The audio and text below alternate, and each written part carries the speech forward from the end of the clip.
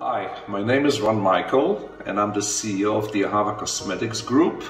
I'm based in our headquarters in Israel and I've been working with the company since 2014, and my main business is to develop this cosmetic brand into a world-famous brand all over the world and also in China.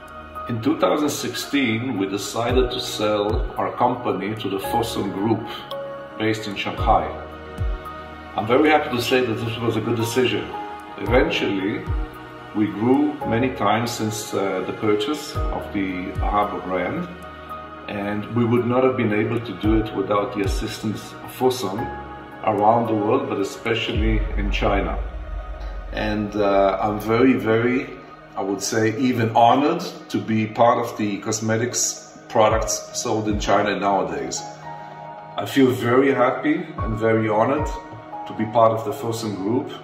And I've always felt welcome from the very first time we came to visit, and in every annual conference we go there, and every meeting we have in Shanghai, and every time the people from China come to visit us, both in Israel and other places in the world, I feel a lot of affinity with the Chinese culture and the Chinese people.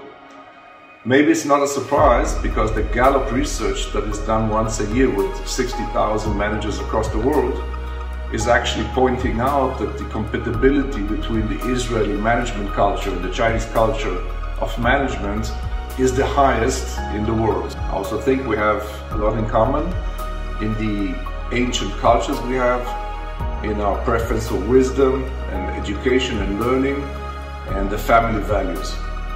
I've been traveling back and forth to China in the last 25 years. So actually, before Shanghai was the Shanghai we know today, I was traveling back and forth. I think that the last 10 years have been a huge leapfrog forward for the Chinese economy, the Chinese society, the Chinese culture. You know, as an anecdote, every time I come in the taxi from the airport, there's a certain building that I'm watching, and every time I come, which is every 2 months or so, I see an additional 10 stories added to the building, which I've never seen any other place in the world.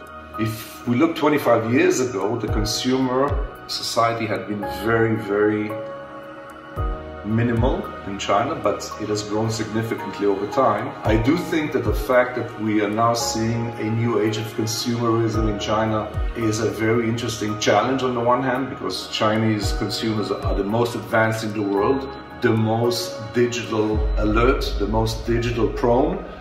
And I think there's a lot to be learned from the Chinese consumer, the Chinese, I would say, youngsters, the Gen Z, the millennials.